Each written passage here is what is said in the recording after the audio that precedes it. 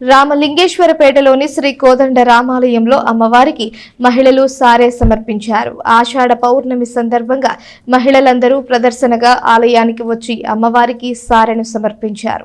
స్థానిక రామలింగేశ్వరపేట పుట్టా Raghavayya rice mill ఎదురుగా గల శ్రీ కోదండ రామాలయంలో ఆదివారం సాయంత్రం మహిళలు ప్రత్యేక పూజా కార్యక్రమాలు నిర్వహించారు. ఆషాఢ శుద్ధ పౌర్ణమి సందర్భంగా మహిళలందరూ కలిసి అమ్మవారికి సారెను సమర్పించారు. 11వ వార్డు కౌన్సిలర్ కటారి రత్నకుమారి నివాసం వద్ద నుండి మహిళలందరూ ప్రదర్శనగా బయలుదేరి ఆలయానికి చేరుకున్నారు.